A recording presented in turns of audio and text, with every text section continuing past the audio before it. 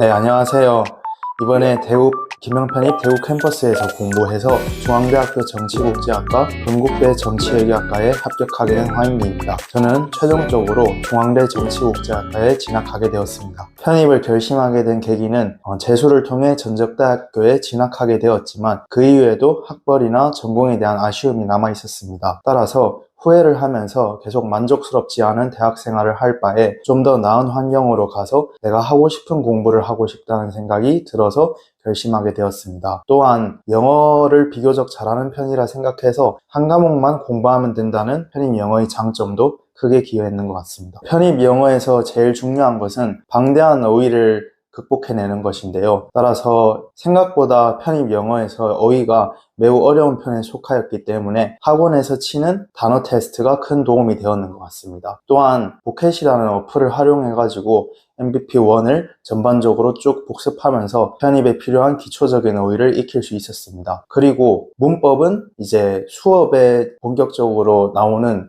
그런 기출이나 유형들을 터득하려고 노력했는데요. 특별히 더 어려운 문법을 준비하려고 하는 것보다는 수업에서 가르쳐줬던 내용들을 복습하고 제 것으로 만드는 기본기에 충실하기 위해 노력했는 것 같습니다. 독해는 여러 시의성 있는 주제들을 또 강의에서 다뤄주기도 했었고 최대한 문제를 많이 푸는 것이 중요하다고 생각합니다. 막판에 갈수록 사실 독해의 비중이 편입에서는 제일 크기 때문에 본인만의 문제를 푸는데 얼마나 시간이 걸리는지 파악하고 그것을 최대한 줄이기 위해서 노력하며 핵심 내용을 파악하고 써보는 연습을 하는 것도 도움이 될 것 같습니다. 논리 또한 수업에서 빈칸이나 이런 부분들도 다뤄주시고 국제시사에 대한 내용들도 다뤄주시기 때문에 그 부분을 성실하게 듣는 것도 큰 도움이 된 것 같습니다. 상반기에는 아무래도 방대한 편입 영어의 단어를 터득해야 되기 때문에 단어와 기초적인 문법에 최대한의 공부 시간을 투자하는 것 같습니다. 특히 단어는 MBP1 이렇게 정말 많은 단어장이 있었는데 중점으로 하여서 빈출 어휘들을 터득하려고 노력하였는 것 같습니다. 그리고 여름방학은 후반기로 넘어가기 전에 아주 중요한 관문인데요. 이때 기존의 루틴을 유지하면서도 여름이 매우 덥고 힘든 시기이기 때문에 며칠이라도 놀고 오는 시간이 필요하고 그 시간들이 후반기에 더욱 열심히 스포트를 낼 수 있는 기반이 될 수 있었는 것 같습니다. 하반기에는 주로 독해 위주로 공부를 하였는데요. 이때 중요한 것은 본인이 어떻게 독해에 접근하는지 이런 루틴과 선지가 왜 이런 선지는 틀렸는지 이런 거를 체계적으로 분석해 보는 것입니다. 또한 막판에는 기출풀이가 정말 중요한데요. 이때 반드시 기출을 시간을 재고 실전과 비슷하게 OMR 카드도 활용하고 하는 식으로 해서 최대한 실전 감각을 키우고 바로바로 오답을 하는 형식으로 부족한 부분을 채워나갔습니다. 학원에서는 체계적으로 학습 루틴을 잡아줍니다. 저는 9시 반부터 오후 6시 반까지 수업을 1시 반까지 듣고 나서 또 2시 반부터 6시 반까지는 꾸준히 자습을 하면서 순 공부 시간을 수업 포함해서 6에서 7시간 정도는 가져가려고 노력했는 것 같습니다. 물론 10시까지 남아서 자습을 하고 이랬는 건 아니지만 꾸준한 학습 루틴을 유지하는 게 큰 도움이 된 것 같습니다. 또한 월요일부터 금요일까지 이렇게 수업을 하고 나서는 금요일에 마지막으로 치는 위클리 테스트도 아주 중요한 일과 중 하나인데요. 이 위클리 테스트는 시간을 재고 학원 측에서 직접 주최를 해주기 때문에 한 번도 빠지지 않고 응시하는 것이 큰 도움이 되고 본인의 위치를 파악할 수 있게 하였습니다. 그리고 월에서 금요일까지 수업을 했다면 토요일부터 일요일은 저만의 좀 쉬는 시간을 가지려고 노력했는 것 같습니다. 그 부분이 1년이라는 장기전의 편입시험을 잘 극복할 수 있게 만들었습니다. 저는 여름을 비롯해서 참 많은 시기에 슬럼프가 있었습니다. 왜냐하면 이제 다른 친구들이랑 같이 학원을 다니다 보니까 비교를 하게 되기도 하고 또 대학 생활을 하고 있는 친구들에 비해 누리지 못하는 게 있는 것 같으면 좀 기분이 나빠지기도 하고 했습니다.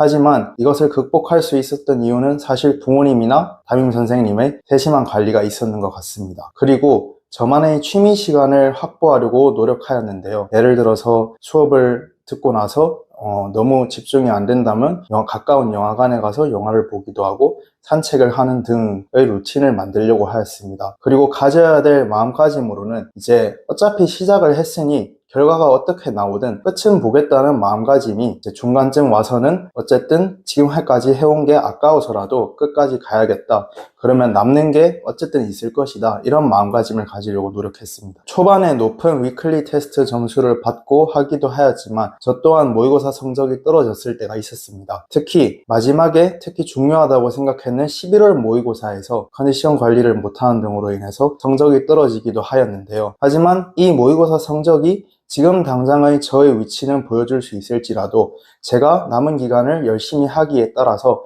얼마든지 실전에서는 결과가 달라질 수 있다는 마음가짐을 가지고 포기하지 않는 것이 중요한 것 같습니다. 왜냐하면 11월 이후에도 편입은 12월부터 시험이 본격적으로 시작되기 때문에 정말 많은 기간이 남아있고 후반기가 특히 더 중요합니다. 이때 점수가 안 나온다고 포기하지 않는 것이 점수를 5점 혹은 10점도 올릴 수 있는 방법이라고 생각합니다. 대구 캠퍼스를 선택한 이유는 대구 캠퍼스가 제일 가깝고 체계적인 대구의 유일한 제대로 된 편입학원이라고 생각하였기 때문입니다. 그리고 1년 동안 대구 캠퍼스를 공부하면서 정말 많은 체계적인 프로그램들과 좋은 선생님들이 있다는 걸 느꼈습니다. 매주 치는 위클리 테스트, 그리고 데일리 테스트, 그리고 후반기에 열리는 다양한 특강들을 통해서 저희 부족한 부분을 조금씩 메워나갈 수 있었는 것 같습니다. 또한 대구 캠퍼스에서는 정말 좋은 분들이 많이 계시기 때문에 선생님들께 얼마든지 도움을 요청하는 것이 힘든 점이 있을 때 큰 도움을 받았는 것 같아서 좋습니다. 편입이란 것이 처음 임할 때는 되게 불확실하기도 하고 경쟁도 치열하다 하니까 제가 잘 될 수 있을지 이런 거에 대한 고민과 우려가 여러분들도 들 수 있을 거라 생각합니다. 하지만 그 불확실함에 불구하고 이것을 버텨내는 힘을 편입은 키워준 것 같습니다. 그래서 제가 나중에 더 큰 일을 도전할 수 있는 계기를 마련해 주었는데요. 여러분들도 결과도 물론 당연히 중요하지만 이 편입을 통해서 뭔가 내가 인생에서 얻어가는 것이 있다면 그것을 각자가 얻어가셨으면 좋겠습니다. 그래서 긴 터널 끝에